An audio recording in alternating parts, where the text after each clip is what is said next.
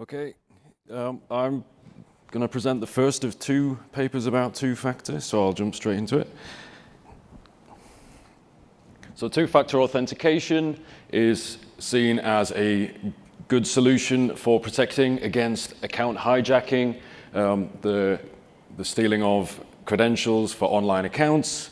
And so we're seeing increasing use of two-factor, having two separate kinds of authentication in both personal consumer accounts and in corporate services as well.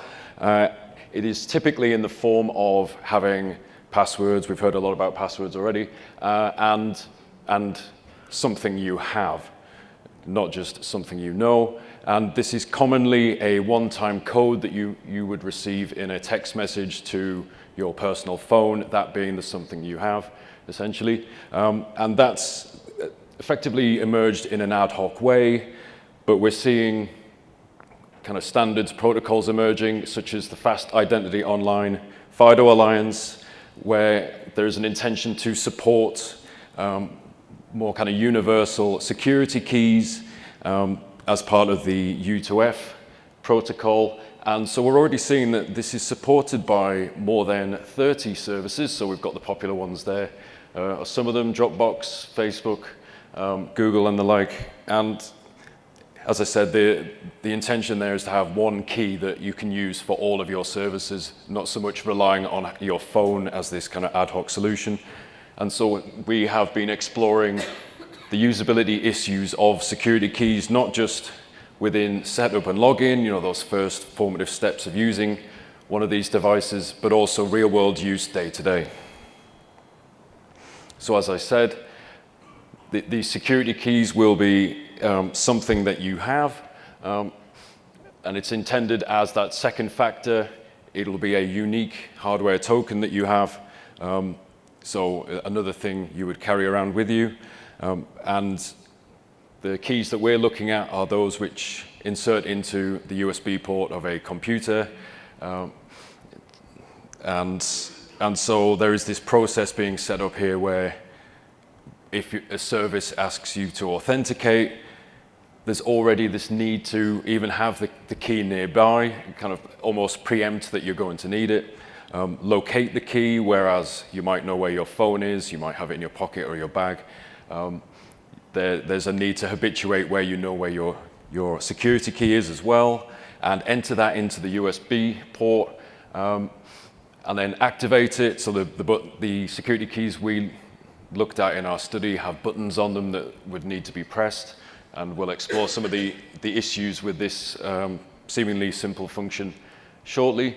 And then you've got to remember to actually remove it after you've activated it and proceed with the service. So just to put that in concrete terms, these are our contenders here.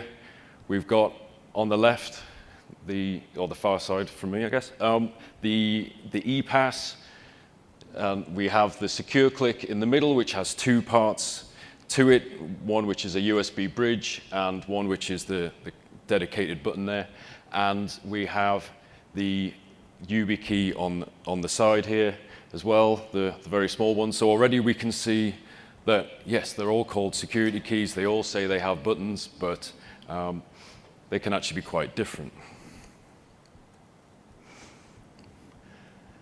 And then also thinking about the background to the use of security keys, there are barriers to adoption which still remain, which is one reason why we have focused on setup. There's no way of getting away essentially from the potential of losing these things, similar to the potential for losing a master password for a password manager, as was discussed. And there's also this sense of what is the perceived utility of a security key when services already support SMS and OTP codes to your phone. So already there are these persistent issues of convenience, personal ownership, another thing to look after, and then also having that prior experience, as with other dedicated security tools and applications, knowing already how they work and how to use them effectively. And we see that prior studies have focused on on these security keys being deployed in a managed environment, such as when you're doing your online banking, the bank may provide you with a key, or we've seen cases in universities as well and other organizations where there's an IT team, they may look after it, they may configure it and ensure that it works with the services that you're going to be using in that environment. But even then, it can change the way you actually interact with your primary tasks. So we're trying to really get ahead of this need to support user centricity and actually consider for consumer services where the consumer and the consumer service may not necessarily know each other in advance, how can we support that decentralization of services and ensure that there is interoperability between these keys and the services? And so we explored this by looking firstly at the setup and login, these almost mundane first tasks of using a security key in a lab-based study, and then built on that by having participants use a security key every day for a week, just to see how it works with their experiences of using personal services such as their personal email and their social media accounts, logging into those. So for the lab-based study, we had 15 participants who came into our lab. We had 2 conditions. We had pre-prepared accounts. Our pilot study showed that actually having the participants use both of these services together could be a bit of a fatigue for them. So we split them into 2 conditions. And here we had a within subjects approach. We were comparing the 3 security keys that I brought up earlier with essentially what is the incumbent, these text messages to your phone, because there's not just how do these keys work on their own, what else are they competing against when we think about the perceived utility. And so, as I say, we were focusing very much on the setup, enrolling one of these keys with a web service and logging into it, and then talking about this with the participants. And so then comparing each of the 2-factor methods for the different services, we were seeing, if we look at the bottom row, the SMS OTPs, that the login time was longer than the others, for instance, and then the UB key, for instance, took quite a while because there was participants waiting for something to happen or wanting time to wait and see what would happen. And so that hints at some of the issues that we were seeing coming up. And we were finding that, almost no surprise, looking at the usability scale responses, that text messages were seen as the most usable, perhaps because they were the most familiar. But then the ePass and the YubiKey weren't that far behind, and the secure click with its 2 parts was a little lower than that. And then this is where we start to see issues with this decentralization, this need for interoperability, is that most of the participants needed actual guidance to navigate the web service interfaces. So it was interesting that if, for instance, there was a kind of turning circle or some kind of animation to imply something was supposed to be happening, this was perceived as something loading. The service was doing something, when in fact it would be that the service was prompting the user and waiting for them to do something. So that was adding also to the time measurements. And again, some of the persistent issues with second factors, concerns about getting locked out of an account if you were to lose the key, but also at the same time, if we think about the time measurements for an SMS code, keys were helping to mitigate that waiting for a text, waiting for a code in a text. And And we'll get into some of the issues around the button as well. So here, the button is actually that gold bit in the middle. In this case, and we'll try and identify the buttons for each of them as we go. And so one participant, again, thinking about familiarity, it's like a USB device. I've used USB devices before. That feels familiar, but then what we don't see from this front-on perspective is it's actually quite thin. And so one participant was concerned that it could snap, and if that's how you get into your accounts, that's not going to be perceived as great, but also challenges in noticing the button. Here, with the two separate parts, the button and the bridge, the Bluetooth bridge, for the secure click, participants needed guidance to actually pair the two, and there was also a need to download a small application. So we've seen with other talks issues with having to download extra things and install them. Then with the YubiKey, problems finding the button. It's actually the bit at the top there, you touch it, and that's the button. And there was potential to insert it the wrong way around, and it is unusually small. Its size almost implies that when you put it in the USB port, it stays there because you might not be able to get it back out again. And then with the good old phone, simply the time needed to receive a text message and type it in. And so we were seeing there persistent usability issues with two-factor, but also these emerging issues around the interoperability between the keys and services. So then we focused on the secure click. We had some of these we could provide to participants, and so we did exactly that. We had 15 participants using a secure click over a week. They were linking it with their actual personal online accounts, the accounts they care about, and they were reporting usage to us with each use at the end of every day and in a summary at the end of the week. And we found we were having to pre-screen for active use of compatible services. There are many services which support FIDO, but we were finding some would work and some perhaps wouldn't. So we had to ensure that the participants actually used some of the ones that we knew would work. And we were providing facilities to participants to report their usage through email and WhatsApp, but also to let us know if they were having any issues, this being access to their personal accounts. No issues were reported, which was a relief.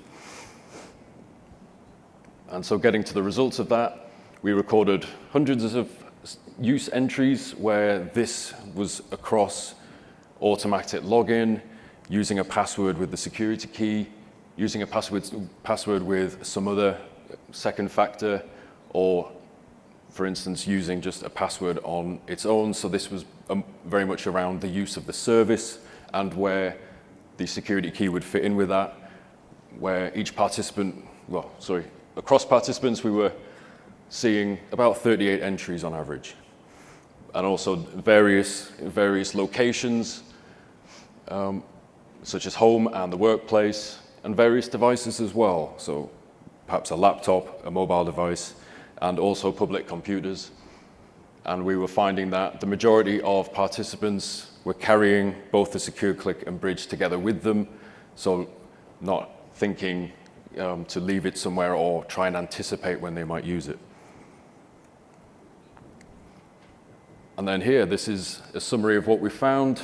So we had proportion of login events with the percentages over the far side, mean satisfaction, and the day of the study week at the bottom. And so this line chart was the sentiment. It started quite high, perhaps everyone was excited. It took a few dints along the way, but stayed quite high. What was interesting for us, the gray section, the automatic logins, were going up and up and up over the week, while the empty sections, the password and the security key, were gradually going down. So what we found that was the automatic login was going up, even though the participants were expressing that they were quite happy to use these keys. And so why we found that was that, jumping to the middle here, that Remember Me features seem to be on by default with the services they were using. And also that the keys were almost being rendered redundant by this always on SMS. Even if you were the participants were wanting to use the security keys, they would still be asked to provide a phone number and still get a text at the same time. And so the user selections of authentication were not being persisted or respected. And that's why the final day usage was dropping down, even though another measure of sentiment, most of the participants actually asked to keep the secure click and took it with them. And at the same time, another measure of sentiment was that a lot of the participants could actually envisage specific uses of the keys.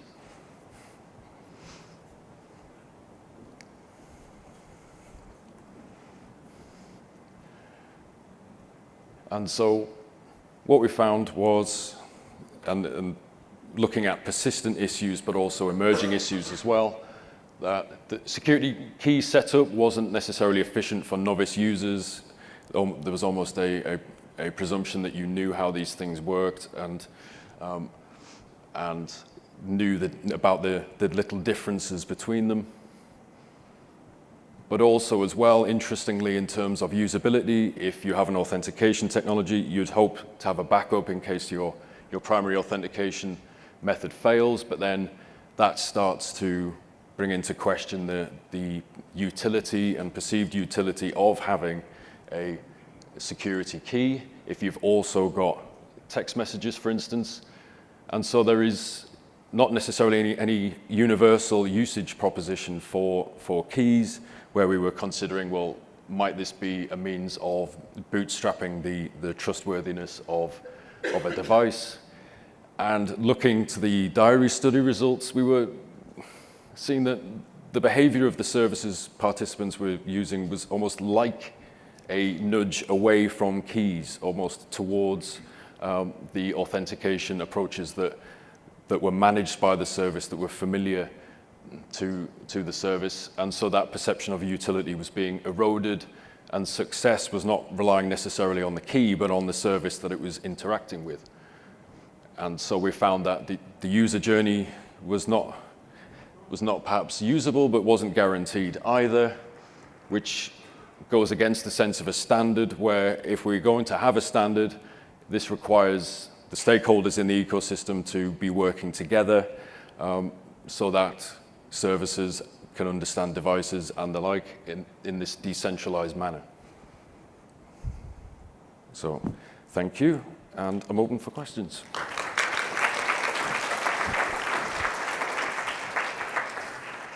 Alan Sherman from UMBC, University of Maryland, Baltimore County. Have you studied the PICO system, or do you have any comments about it? Which version of it? The current version. The current, any version, or the current version. The current version is a mobile app, I believe. But it used to be a token, and it used to be lots of tokens. Well, there were siblings, but... Yes. For comments generally or on something specific? Have you studied it? I haven't studied it, no. Do you have any opinions about it? It seems to be another form of two-factor authentication. Well, there are fundamental differences between it and the other systems you studied.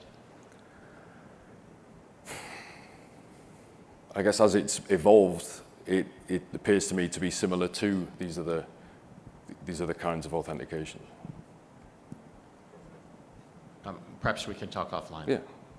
Thank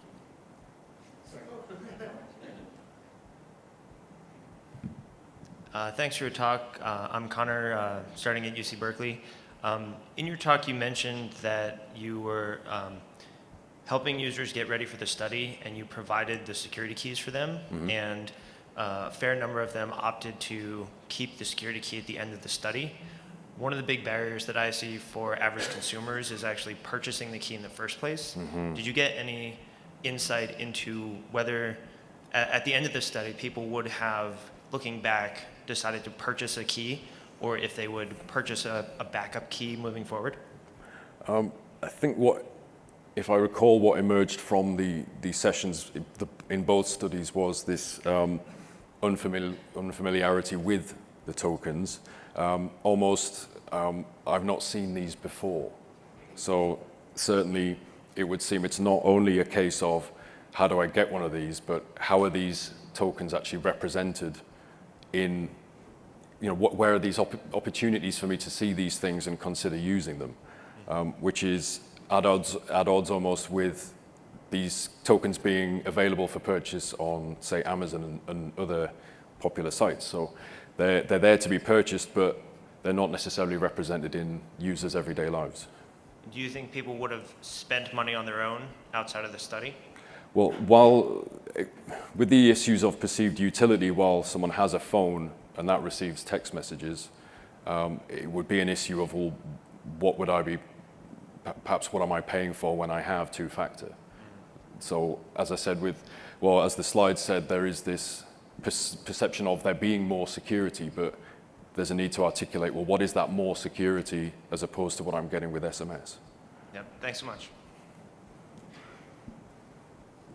Thank you very much for that. I was just wondering, is there, in terms of the non-physical token thing, you looked at SMS, is there some particular reason you didn't look at TOTP? What, sorry?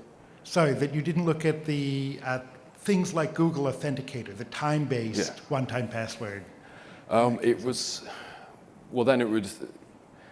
I guess it would almost get a bit distracting having we were already pushing it a bit with having a lot, so it was... That's a perfectly fine answer. I was just wondering whether there was It was really this, we found in prior research as well, there's a need to kind of think about, well, what do we want to test, but what is already existing, so... Of course. Yeah.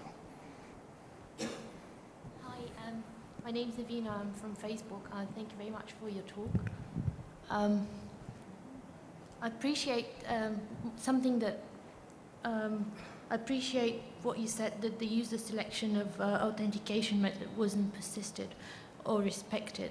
I was just wondering whether you summarized which services offered security keys as a second factor, as a standalone method, and whether you found out from the users if they would opt to have only security keys as a second factor, rather than choose more than, like second factor and SMS as a complementary, in case they're afraid to lose the key. Well, there is that persistent concern of losing the key, but then it's, I guess it's, as I said, you could choose the key, but then you had to choose a backup. So we weren't able to necessarily directly look at that, which may have influenced the results, is participants were going and trying out the key, but there would be a backup, but also we were a backup as well, essentially. Was there an option to opt out of a backup? Not that I'm aware of. Would you recommend that? In terms of protecting the user, you'd hope that there would be some recovery if they were to lose their primary means of authentication. But then it is that question of, well, does that impact the utility and perceived utility of this dedicated security token? Thank you. Okay, thank you.